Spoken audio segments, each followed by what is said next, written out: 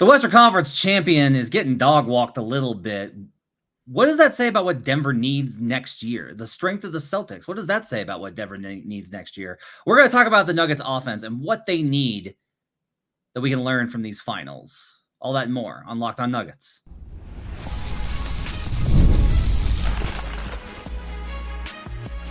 You are Locked On Nuggets, your daily Denver Nuggets podcast. Part of the Locked On Podcast Network, your team every day. Welcome to Locked On Nuggets, your daily Denver Nuggets podcast, part of the Locked On Podcast Network, your team every day. Thanks for joining us and making us your first listen. We do appreciate you guys being part of this community, hanging out with us Monday through Friday. We're glad to have you guys with us. So grateful for you guys sharing your time with us today and every day.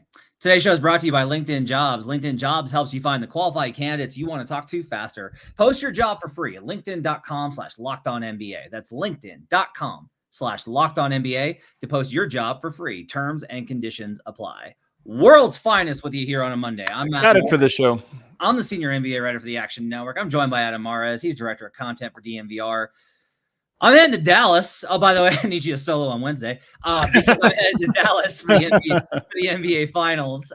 We're going to talk today about kind of lessons from the finals because that's what's going on. I think there are some interesting talking points. We're going to talk about what Denver needs offensively. We'll talk a little bit about maybe some defensive stuff too, but we're also going to kind of get into some more finals thoughts later, just from the perspective of trying to understand the Nuggets season. Some of these you probably will have thought, but we'll get into those as well later. Glad to have you guys with us. Let's start here, Adam. So you had this comment on the DNVR show the other day, talking about the NBA Finals after Game 1. Game 2, very much a very weird outcome and an unfortunate one if you're the Dallas Mavericks, as if the Boston Celtics shoot 10 of 39, 26% from three, and you lose, that's unfortunate. I was going to say unfortunate. That didn't seem like anything unfortunate to me, honestly. Really? Felt like a better team beating a lesser team. Yeah, pretty. Yep. Like, I don't think there's anything, if you're Dallas, that you go like, man, if just this would have happened. Like if Dallas would have won, it would have been like pure luck. Yeah. You know what I mean? Let me rephrase. Instead of like unfortunate, a better term is like not great, Bob. So if we look at this, though, the 3-point shooting, I think, is kind of the thing here because the Celtics are winning with Mazzulla playing the math game. And I am curious because I had kind of looked at the 3-point numbers in the regular season for the Nuggets and had kind of been like, hey, they're not quite and what it really kind of boils down to, because their efficiency was still good, but what it really kind of boils down to is just like, it kind of ties into, they weren't as explosive as in 2023.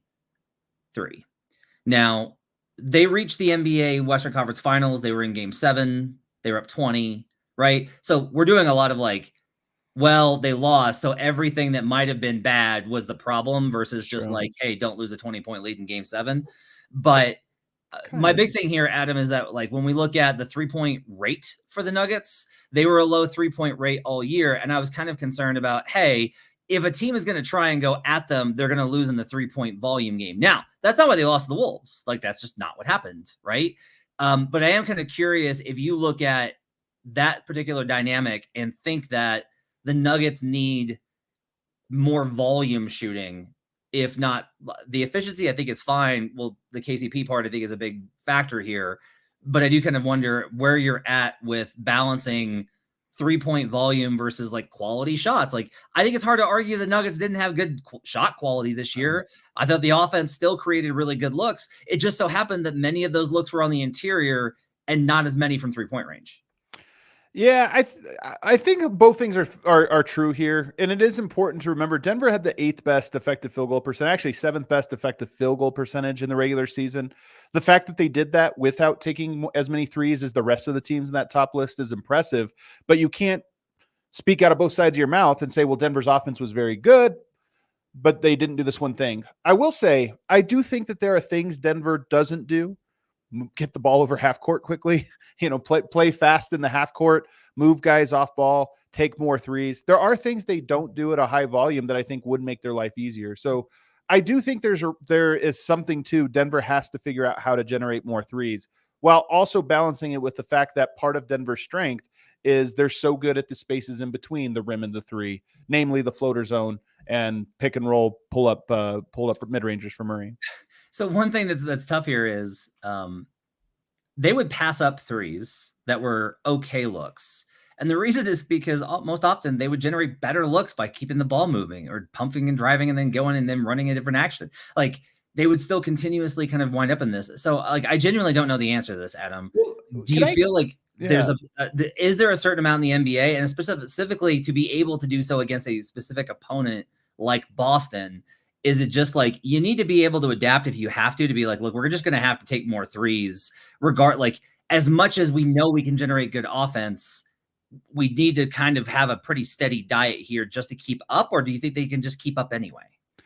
So what I think is that you're asking this question as if it is like a black and white binary thing. Is the answer yes or is the answer no? And I think the way to look at it in my opinion, this is like a basketball philosophy I have. If you are too much of any one thing, you will eventually fall out of balance. Yeah. And I think that's the thing about Denver is it's not about, so Denver is very good about not taking bad shots. They eliminate bad shots. And that's what you're talking about. Oh, a B-3 early in the shot clock, pass that up because we're going to get something better later on. That's smart. But there's something that when you do that when you become too good at that, you might actually crush some of the soul and rhythm out of who you are. And the opposite is true. If you take too many quick shots because you want great rhythm and you want guys to have the green light, well, you might never find the good shots.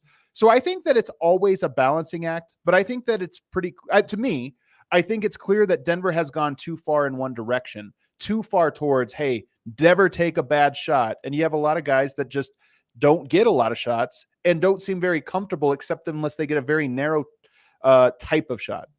Yeah, this is one of the things I think that's tough is they really have kind of beaten the idea of like no bad shots, because it was always glaring to me that I would watch Denver for all these games and then you watch other teams and you're just like, what are you doing? Like there's all these random possessions where you're just like doing whatever. And you can kind of get suckered into the idea of like, those are all bad shots and you should never have any quote unquote bad shots. Because it is true. Like this is a paradox. Both things are true. That is true. I agree. And so, but the problem is that you need to be able to make sure that if there's a good rhythm look that might not be perfect, but it's a really good look.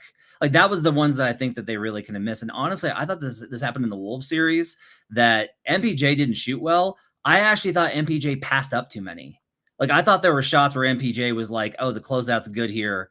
I'm not going to just rise and fire. And I'm like, dude, you are 6'10". No one's getting in your airspace. Like rise up and keep firing because you need those threes to combat how Minnesota plays, I thought.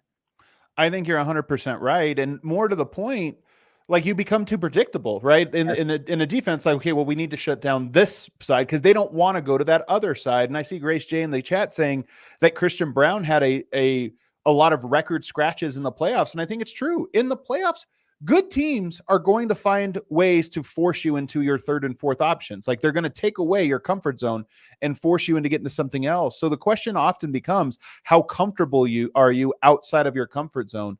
And a lot of this comes down to the core value. And for Denver, that core value was a very specific and narrowly defined shot selection. And I just think that they can play with that a little bit in the regular season to have a better rhythm and a better understanding of, hey, sometimes Mike's feeling it. Just let him feel it for a little bit and go rebound. Like it's silly, but there's a balance to it. And I'll also say this: I don't, Jokic will make it known when he doesn't feel that the offense it doesn't feel they're playing the right way. I don't feel like that's ever about shot quality. Like it's shot process. Yeah, I feel like it's like, did you do the things to get you into a sequence? Whereas if the ball was moving and you found a shot, even if it was contested. But if the ball was moving and you felt confident in it, I don't really recall a lot of Joker being like, what are you doing? Right. Yeah. It's turnovers, it's failed sequences. It's not making reads. It's those kind of things that I think maybe frustrate him more. On the other side, we're going to ask some more questions about the offense. Adam's got a list of things about whether or not the Nuggets need it. We'll talk about that up next on Locked On Nuggets. Passion, drive, and patience, the formula for winning championships, also is what keeps your ride or die alive. eBay Motors has everything you need to maintain your vehicle and level it up to peak performance. Superchargers, roof racks, exhaust kits, LED headlights, and more. Whether you're into speed, power, or style, eBay Motors has you covered. With over 122 million parts for your number one ride or die, you'll always find exactly what you're looking for. And with eBay Guaranteed Fit, your parts guaranteed to fit your ride every time, or your money back. Because with eBay Motors, you're burning rubber, not cash. With all the parts you need at the prices you want, it's easy to make your car the MVP and bring home huge wins. Keep your ride or die alive at ebaymotors.com. Eligible items only. Exclusions do apply. eBay guaranteed fit only available to U.S. customers. We'll be right back on Locked On Nuggets.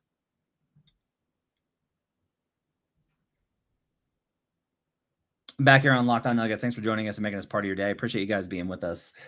So Adam, I kind of want to talk about driving, but I am kind of curious if there's anything else on the list that you want to start with for Sure. what do the Nuggets kind of need next season, with the caveat of like the number one thing that they need is to not blow a 20-point lead in Game 7. We're both aware of that, but I do like that you and I are kind of on the same page of the predictability of the Nuggets offense really kind of stood out, where they got so good at what they do that it became more predictable than it was in years past. And I think that's something that needs to be addressed. Well, they just have one of the best tools in the tool belt. And so it's very comfortable to go to that over and over and over and over again, because 99% of the time it works. They did run into a team that could bring out that 1% of them, and they didn't seem to have a fallback. But let's get into the list here. Does Denver need more ball handlers? I think so. I've been on this just from the perspective of I do keep coming back to the Wolves series, and there are a lot of ways that they win that series. There's just like a lot of ways they win that series. But it was a struggle. No matter how you slice it, that series was a struggle. Even if they got it out of there, you'd be like, yeah, but they got out of there by the skin of their teeth. And it really did feel like they missed Bruce Brown, and they missed the things that Bruce Brown did. And even if they can't get Bruce Brown back, the things that Bruce did are things that are readily available amongst NBA players. You can find guards that can drive, that can shoot a little bit, and that can defend. Like, those guys are out there. DeLon Wright was a name that Ryan Blackburn had mentioned at the deadline. I like that pickup too. I don't think he was really available for them. I think he wanted to go to Miami, but I do think, instead of naming specific names, I do think that archetype of you needed somebody to be secondary ball handler. If for no other reason than I've kind of talked about this, the Nuggets top 8 doesn't have almost any redundancy. And I think that you need a little bit of redundancy for certain situations, specifically what Denver found themselves in with Jamal's injury. I just think ball handling, I don't forget the redundancy part of it for me. I think they just need ball handling in general. If you look at what part of what makes the Celtics so dynamic is that they have 4 ball handlers on the court at all times, like really good ones. And I know the joke about Jaylen Brown can't go left or this or that, but I'm just saying they have guys that are above, let's say Michael Porter or KCP, like the number 2 or 3 ball handlers for Denver. They have 4 guys that are clearly ahead of those guys as ball handlers, and it makes a difference. So when the ball pops, when the ball rotates, everyone's a threat to drive, to shoot and to drive, and that's really hard to guard. So yes, I think Denver could use one. Denver is more like Dallas, who doesn't have that much dynamic ball handlers. They're more, heliocentric. But I still think Denver could use at least one more reliable downhill driver. And by the way, I'll even add that to the piece. Not just ball handling. There's a level of athleticism they need. Because like Kyle Anderson's a good ball handler. But I don't think he would be as impactful for Denver as just like a Derek White, who's obviously so quick getting downhill.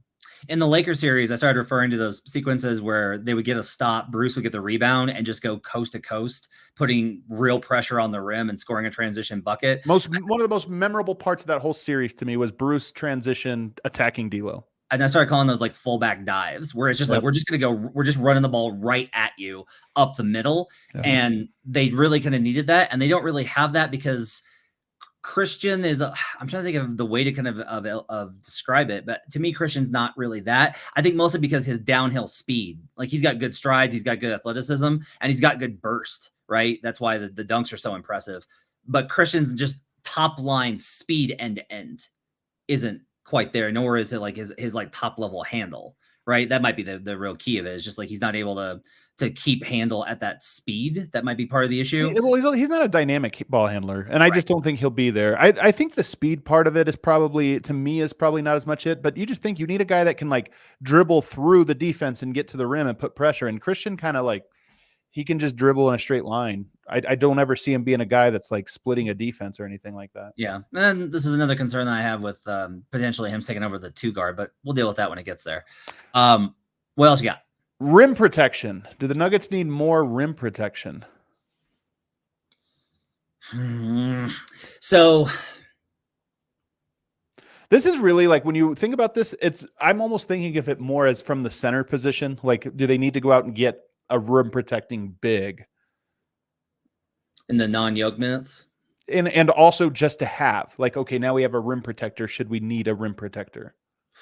See, I always kind of think like if you can't play him with yoke, you're still talking about such a small, tiny percentage of time. I agree. And when it's really in key sequences, I honestly wonder if more of this is about changes to defensive scheme to where it's like, because you look at what the Celtics are doing, and like they have better athletes, right? Like Jamal's not going to reach up and do this, but they do have like Jaylen Brown's had like 4 highlight blocks already in the series. Jason Tatum is like contesting on these weak side rotations. Even Derek White making chase down blocks. Yeah.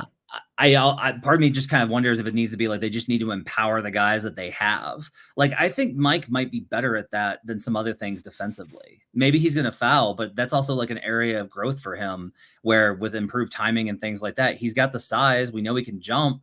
I think that there's maybe like a capacity there as well as just being like Aaron's really going to have to, he's going to have to clean up more of that kind of stuff and make those kind of challenges, because that to me is like really stood out in these finals of there's so many sequences where the Mavs finally get some perimeter penetration past the front line switch.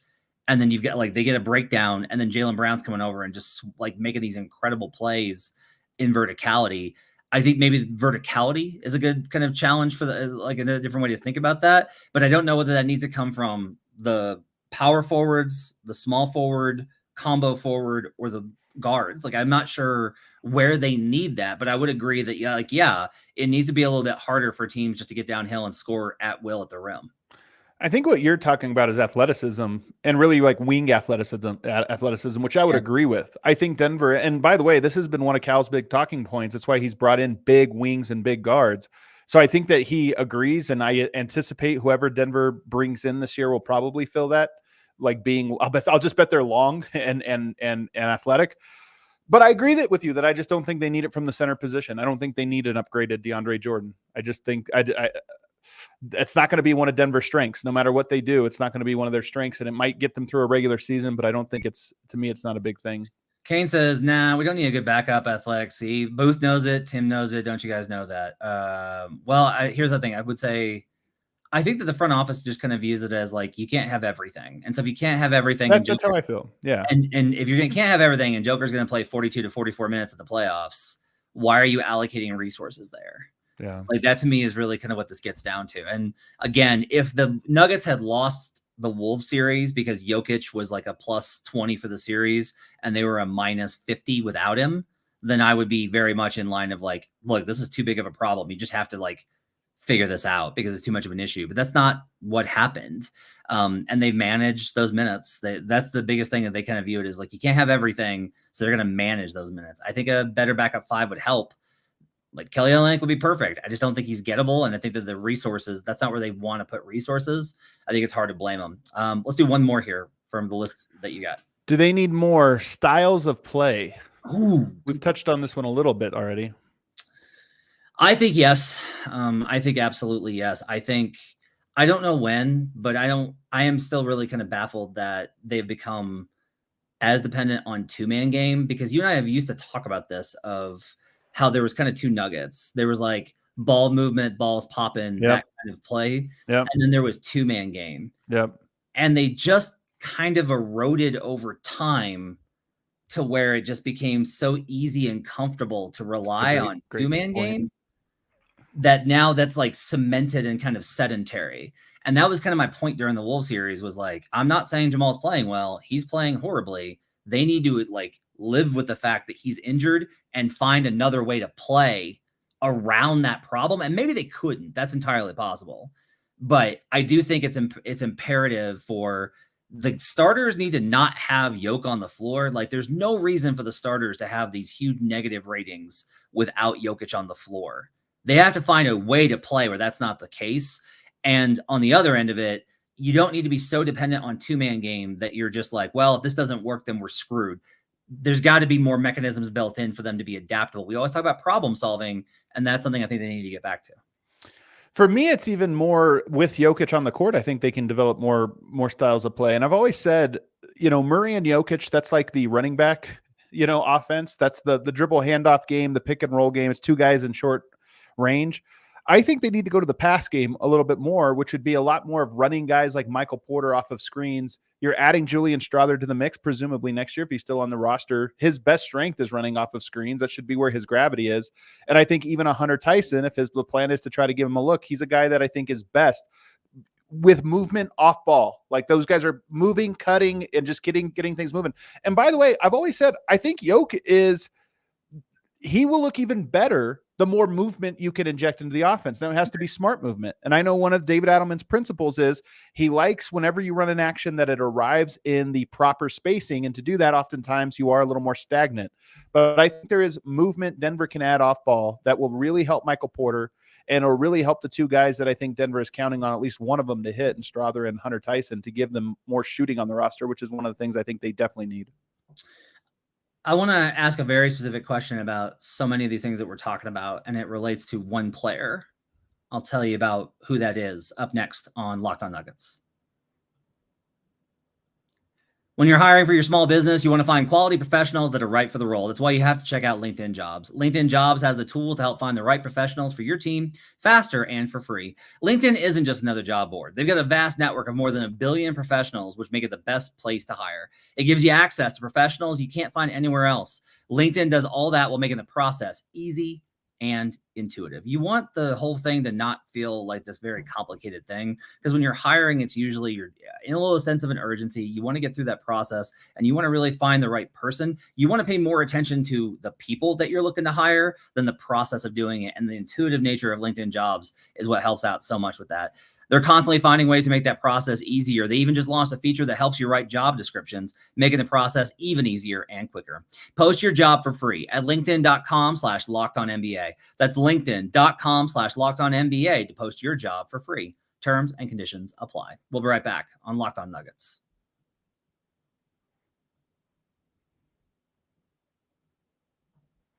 Back here on Locked On Nuggets. Thanks for joining us and making this part of your day. Appreciate you guys being with us. Final segment here with Adam Mares. So, Adam, we've talked about three-point shooting. We've talked about rim protection. We've talked about more things built into the offense. It's getting to be later in his career, but there's still, I think, room for growth. I will ask you this. How much of this simply needs to be that the Nuggets need to expand the role, capacity, and ability of Michael Porter Jr.? Here's the thing I'm going to push back on just to start with this. I'm actually not sure Michael Porter. In fact, I would say I don't have a ton of faith that there's like a ton of layers, untapped layers to Michael Porter's game. I actually think his game is somewhat limited. Okay. So would you say like going to MPJ more? It's more things that are already within his wheelhouse. This isn't like they need to let him explore his game at all. I don't think it's that.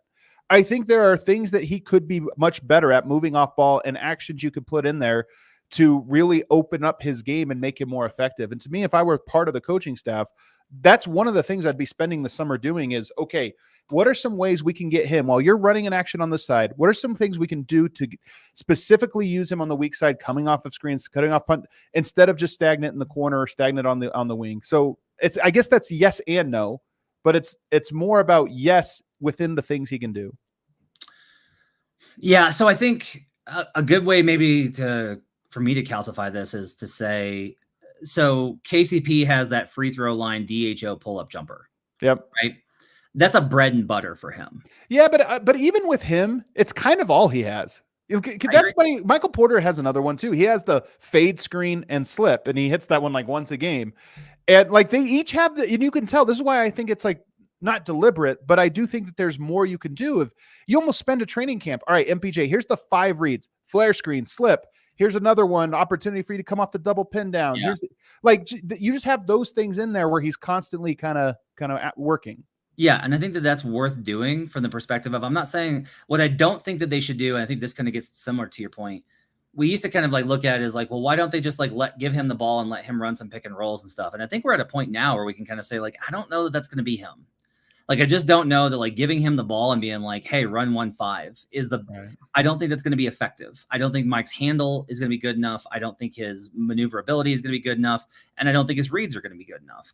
But there are these actions, like you mentioned, that you can build into the offense where it's got multiple mechanisms to get him involved outside of just run to the corner, shoot the corner, open corner 3. if they close out, pump fake, and then take a side step, and like the one DHO kind of action that they have, or that slip screen that you mentioned, building in just like a few more things, I think is good, because they have built a lot with Aaron. Like Aaron's got like quite a few things that he's able to bring to the table. Now Aaron's a more versatile player, but a lot of this for me is like, look, if we admit that it's going to be tough for the Nuggets to upgrade, and we admit that it's tough for the Nuggets to really find a trade market for MPJ, given the injury history that he's dealing with, if you're going to be better, if you're going to be less predictable, if you're going to build these things in, I don't think it comes from Christian Brown, Peyton Watson, not yet.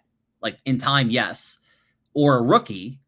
I think it comes from Michael Porter Jr., who you know is going to play a lot because he has been part of a really successful group.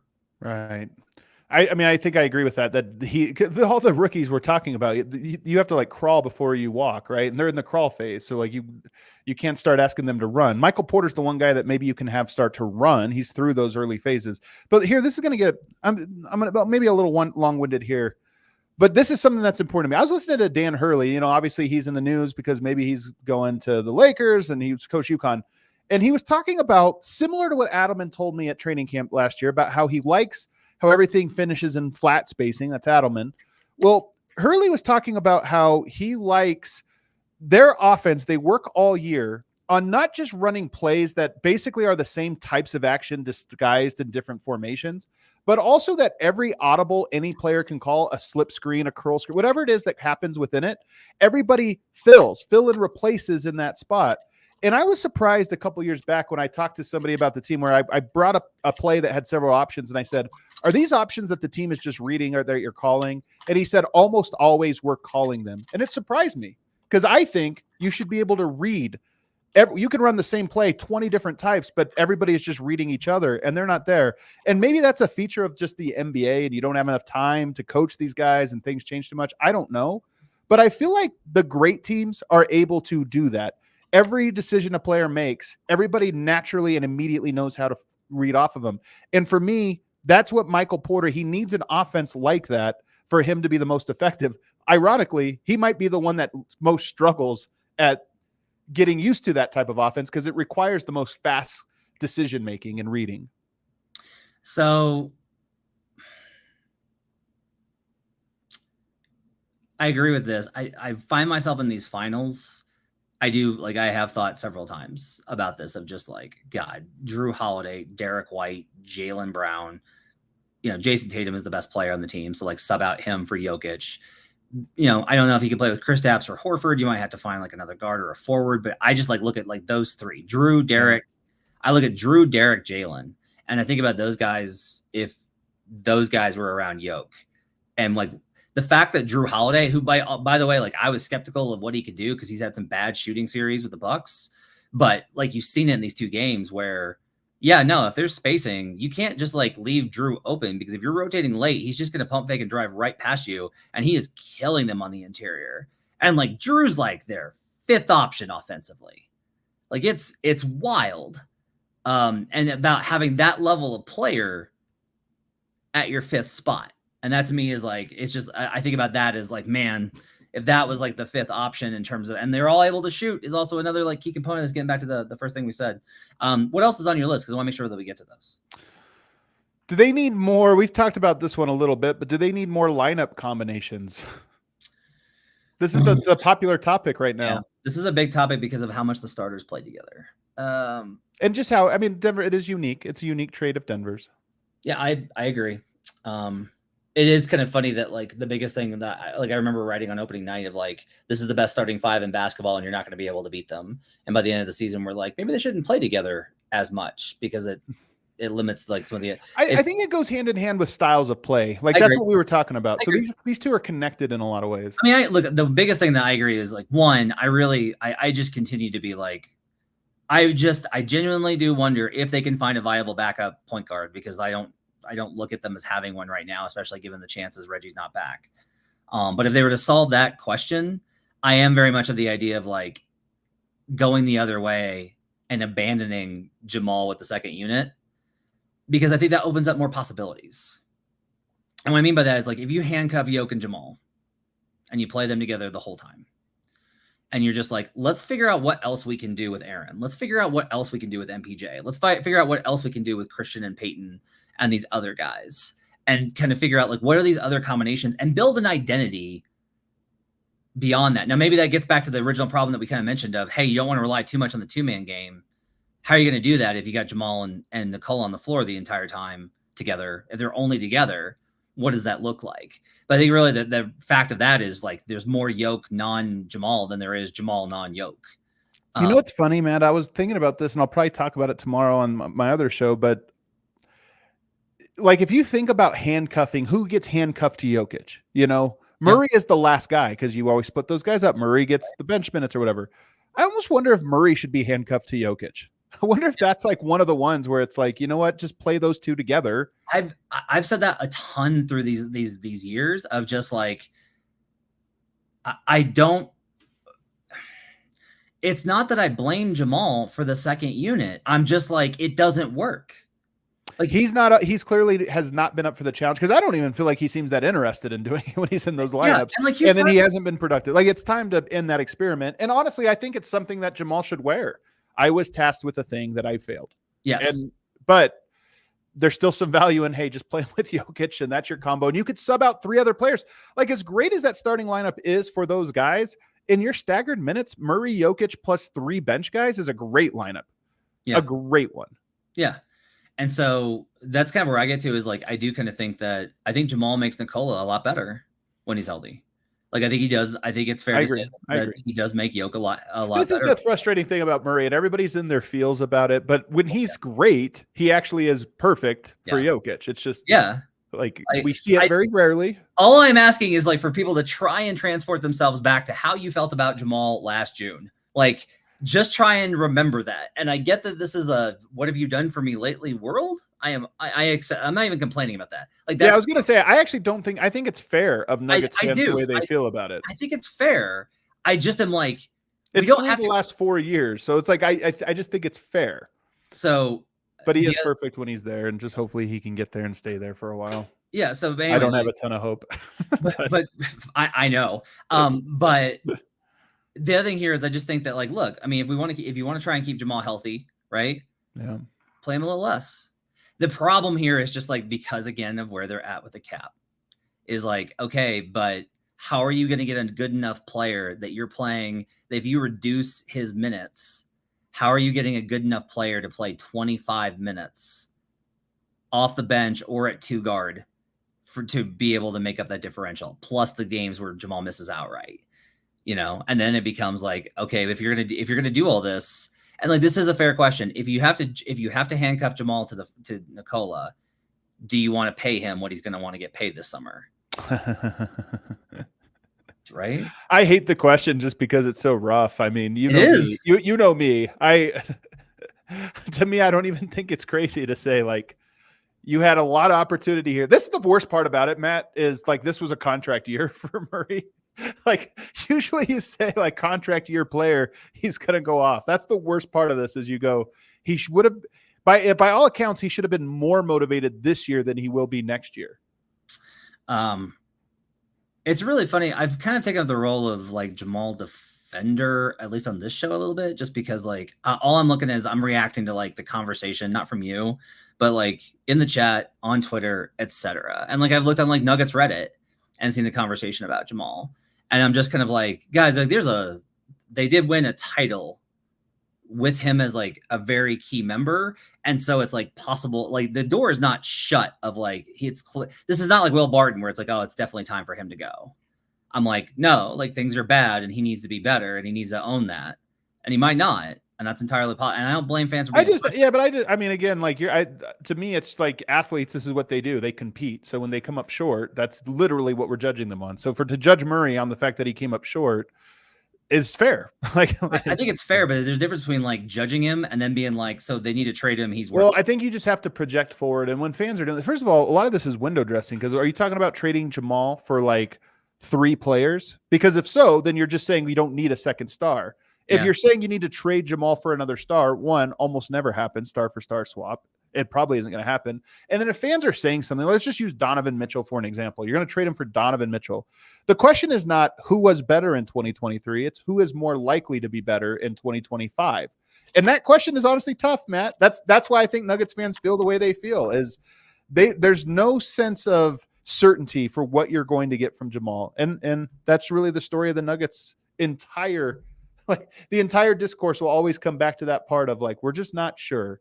Will he be better than Donovan Mitchell next year? Will he be better than De'Aaron Fox? No.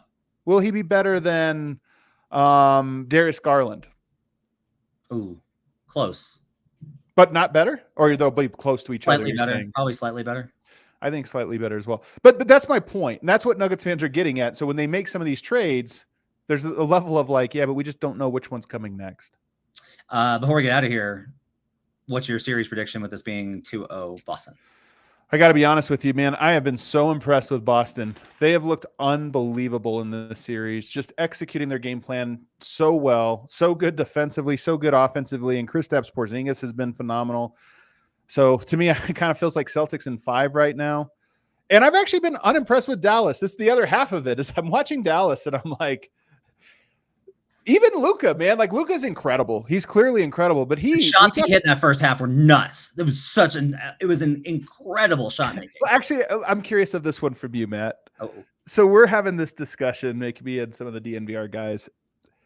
Luke, one of the things I love and respect about Luka is he comes out firing, guns blazing almost every game. Like first quarter, I'm going to dominate and set the tone, and then whatever after that. And you love it. But he also takes some wild boy shots. So we're talking about taking some wild ones. Yoke never does. He never takes a shot that you question. And like we were talking earlier, I don't know what the right answer is because Luka takes bad shots, but he's so aggressive. You never question whether he is like trying to attack. He's always in attack mode. I hate his shot selection. It's ridiculous. I hate it. He takes early shot clock fadeaway 3. Yeah, like it's only like 5 or 6 a game, which is a lot. It's not every shot. He takes a lot of really good and creates a lot of good ones. Yep. Patient post up. Like those are great shots, man. And it'll be a big play. Like, oh, they're making a run. They're on a little 5-0 run. And all of a sudden he's like, you're like, what? Yeah. Yeah. I think there's a little bit in this series in particular, and this is what's really funny about game 2. Is I do think that, and like Lucas said this, that how are you going to get the assists up? I have to be more aggressive and to force the help. He's right though about that. I think he is. He's absolutely right. But the problem is that what Boston did. Luka was hurt. Okay, Luka was hurt when in this whole game. Like I don't think he was healthy because of the rib stuff. I think what happened was like Dallas stayed home and stayed home and stayed home and stayed home. And when they started to send doubles and he started passing and he wound up with a good amount of assists to lobs and cuts and things like that. But the rest of the offense spent 20 minutes in that first half doing nothing but watching him. Yeah. And like, that's the difference with Denver is there's not 5 possessions where like one guy doesn't touch the ball in the Nuggets starting 5. That being said, there are also times when it's like, Yoke, just battering ram for like the next 4 minutes. Just battering ram for him and then go back to it. But nonetheless, I think Yoke is closer to the perfect, like on the scale. I think Yoke's closer to perfect than Luka is. But when Luka gets going, it sure is like it does give you a level of calmness when Luka's on one, like in that first quarter where you're like, okay, he's taken over right now. He's going to keep this close for as long as he's doing this. Yeah, I just don't think it's sustainable. That's just well, clearly it hasn't been in this series. Yeah. All right, it's gonna do it for Locked On Nuggets. Thanks for joining us, guys. Appreciate you guys being with us. We're with you all throughout the week. Thanks for hanging with us. We'll see you guys again next time on Locked On Nuggets.